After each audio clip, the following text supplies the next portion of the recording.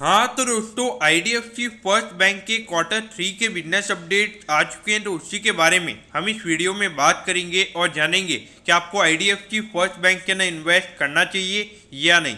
चलिए शुरू करते हैं। तो देखिए, सबसे पहले अगर हम यहाँ पे टोटल लोन बुक की अगर हम बात करें तो पिछले साल इसी सेम क्वार्टर के कंपैरिजन में 10.7% से हमें यहाँ पे बैंक की टोटल लोन बुक बढ़ती हुई नजर आई है और ये नंबर हो चुका है 1,22,289 करोड़ का।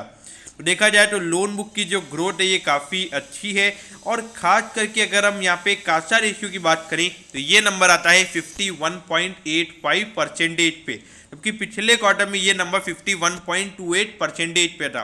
तो यानी कि अगर हम देखेंगे अराउंड 0.57% से हमें यहाँ पे करंट अकाउंट के डिपॉजिट यहाँ पे बढ़ते हुए नजर आए हैं।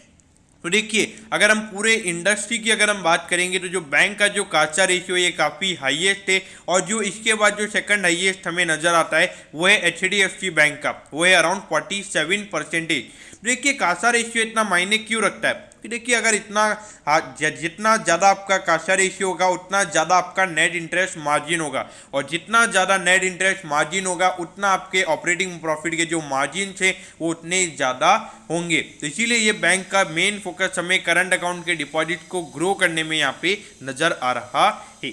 अगर टोटल डिपॉजिट की अगर हम बात करेंगे तो ये नंबर भी 10.48% से बड़ा है और अभी टोटल डिपॉजिट बैंक के हैं 85,387 करोड़, जिसमें अगर हम देखेंगे अराउंड 47,000 करोड़ के जो डिपॉजिट थे वो करंट अकाउंट के डिपॉजिट थे। यानी कि अगर हम देखेंगे तो 38,000 करोड़ की जो सेविंग डिपॉजिट होते हैं, जो फिक्स डिपॉजिट हैं, तो उनके डिपॉजिट यहाँ पे कम है। देखिए, वो डिपॉजिट जितने कम होंगे उतना इंटरेस्ट बैंक को कम देना पड़ेगा और ये जो करंट अकाउंट के जो डिपॉजिट हैं इसमें बैंक को रेयरली एक नी के बराबर इंटरेस्ट देना पड़ता है। उसके अलावा अगर हम बैंक के टोटल लोन बुक की अगर हम साइज की बात करेंगे तो उसमें से जो रिटेल लोन का नंबर है ये है 51.1% के अंदर।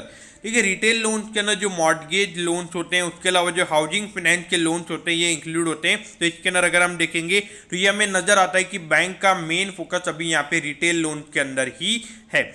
और देखिए, जो इंफ्रास्ट्रक्चर लैंडिंग बैंक की है वो अराउंड 26% से यहाँ पे कम हुई है अगर हम पिछले ईयर के कंपैरिजन में यहाँ पे बात करें तो। देखिए, जिस तरीके से यहाँ पे जो दूसरी लैंडिंग है वो जिस तरीके से कम हो रही है और जो रिटेल लैंडिंग यहाँ पे जिस तरीके से बढ़ रही है, तो यहाँ पे जो वी वैद्यनाथन जी का जो मेन फोकस है वो है रिटेल लैंडिंग के ऊपर। ये सीधा हमें यहाँ पे क्लियर कट नजर आ रहा है। तो ये जो टोटल ओवरऑल अगर हम देखेंगे तो ये नंबर्स काफ़ी अच्छी हैं, क्योंकि 10 से 11% की जो ग्रोथ है, अगर जितनी ज़्यादा बैंक लैंडिंग करेगा उतने ज़्यादा बैंक के जो नेट इंटरेस्ट इनकम है वो बैंक की बढ़ेगी। अब देखिए, 49.6 पे ये स्टॉक अभी ट्रेड हो रहा है और अगर हम 5 साल के हाई की अगर हम बात करेंगे तो 71 का हाई है, यानी कि अराउंड 30% अपने ऑल टाइम हाई से ये स्टॉक अभी नीचे ट्रेड हो रहा है।